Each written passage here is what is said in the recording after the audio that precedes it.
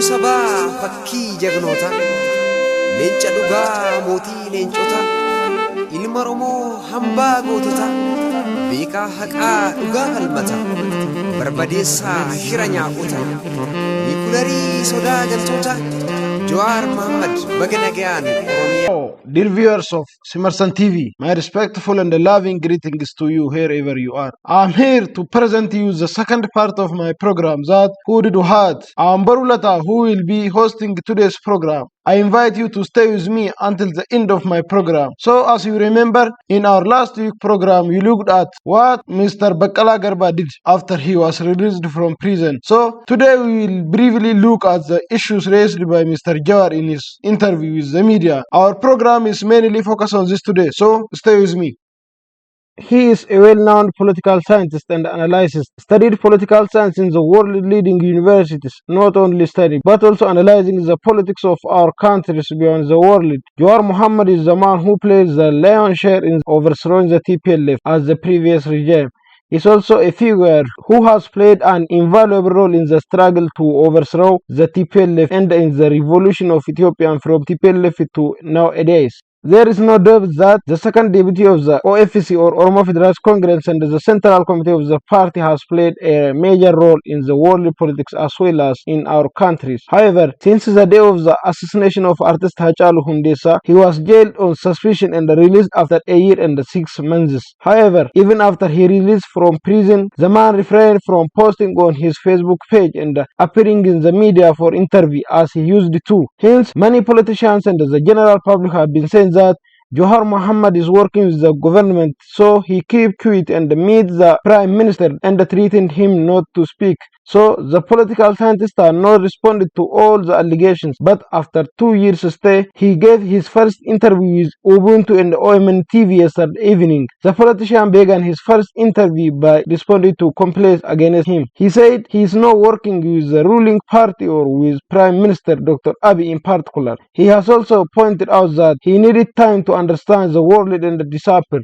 He also gave his analysis of the current reality of the country, saying that our country is on the verge of evil. Our country right now like a bus that got lost on the road and went into the mud with the front tires that only the rear tires didn't get in and they had a fire. However, if the government showed its determination to change the gear of the bus in a clear and free manner to convince everyone that the crucial thing to save the country is to save our people, the rest will be ready to pull the bus back.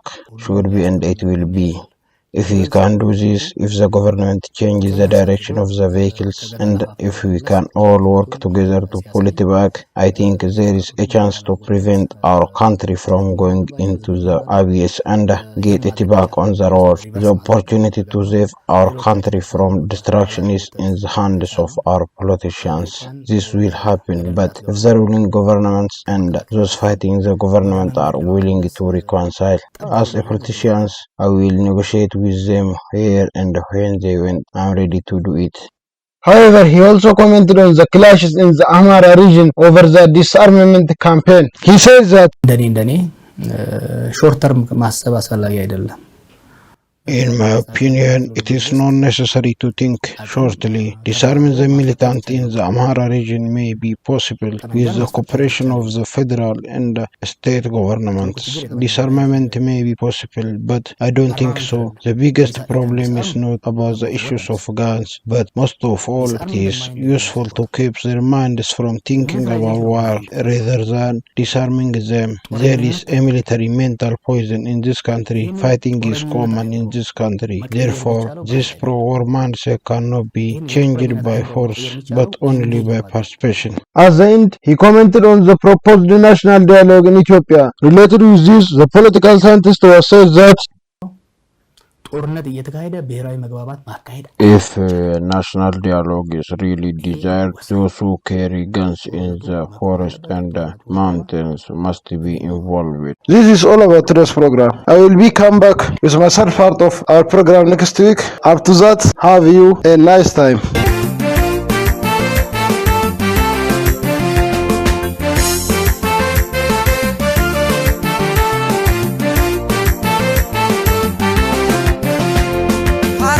ati goota baakuma si deesse jawar ilma sabaa leenca haati deesse illee deenaa cabse biyyatti dammaqse abbaa goota wanii kan gabrummaa cabse.